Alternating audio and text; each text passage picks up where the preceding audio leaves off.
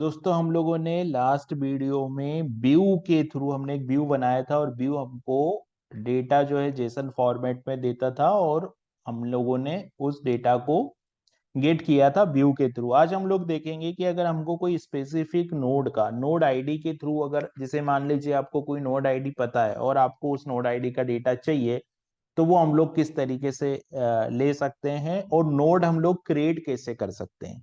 ठीक है, तो सबसे पहले जैसे ही आपने लॉगिन किया और आप ये रेस्ट वाले पेज पे जाएंगे, यहाँ कॉन्फ़िगरेशन के अंदर जब आप रेस्ट पे क्लिक करेंगे तो ये वाला पेज खुलेगा और इस वाले पेज में ये कंटेंट करके एक एपीआई है, इसको इसको मैंने इनेबल करना होगा। इसको मैंने इनेबल किया। इनेबल करने के बाद में आप देखोगे तो ये मैंने पूरी सेटिंग यहाँ पर कर दी है। सेटिंग करने के बाद इसको मैंने यहाँ पे सेव किया और फिर मैंने क्या किया, यहाँ पर पोस्टमेन में जाके और आप देखोगे तो यहाँ पर मैंने नोड जिसका आईडी 9 है, ठीक है, तो ये गेट मेथड है, तो यहाँ पर ये रिक्वेस्ट हो गई एज ए गेट मेथड, तो ये जो है वो गेट मेथड हो गया यहाँ पर। उसके बाद में गेट मेथड हो गया, यहाँ पर ये आप देखोगे तो ये आईडी हो गई 9, ये जो आईडी है वो 9 हो गई।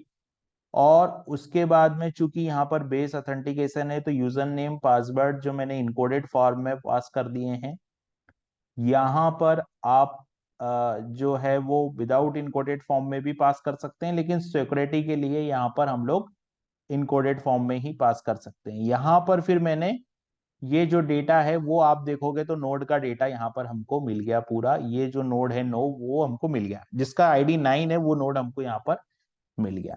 ठीक है, अब अगर मान लीजिए मुझे नोड क्रिएट करना है तो मैं कैसे करूंगा, तो यहाँ पर जो रिक्वेस्ट मुझे करनी होगी वो पोस्ट रिक्वेस्ट हो जाएगी। ठीक है, ये जो रिक्वेस्ट है वो पोस्ट रिक्वेस्ट हो जाएगी।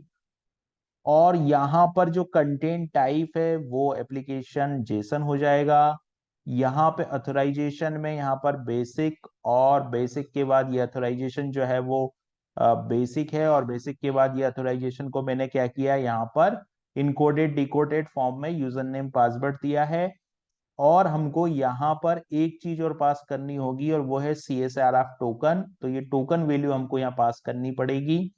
अभी मैं बताता हूँ कि हम लोग टोकन वैल्यू कैसे गेट करेंगे। पहले हम लोग इसकी बॉडी में चलते हैं, तो ये बॉडी है, बॉडी में यहाँ पे रा फॉर्मेट मैंने सेलेक्ट किया है और यहाँ पर मैं टाइप में टारगेट आईडी, यहाँ पर नोड का टाइप मुझे लेना होगा, तो मैंने यहाँ पर आर्टिकल रख दिया है। टाइटल, टाइटल में मैंने ये वैल्यू दे दी है और बॉडी में मैंने ये वैल्यू दे दी। ठीक है, यहाँ पर मैंने पोस्ट रिक्वेस्ट सेंड की तो 201 रिस्पॉन्स मुझे यहाँ पर मिल गया, यानी कि नोड जो है वो क्रिएट हो गया। अब कंटेंट में जाके देखोगे तो हेलो वर्ल्ड वाला नोड यहाँ पर मुझे मिल जाएगा जिसका कंटेंट टाइप आर्टिकल है।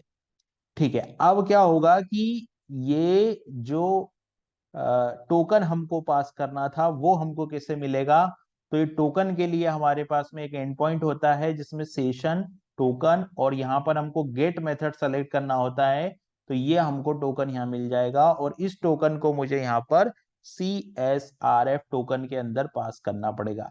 तो इस तरीके से हम लोग जो है वो नोड क्रिएट कर सकते हैं और नोड का जो डेटा है उसको हम लोग यहाँ पर फेच कर सकते हैं।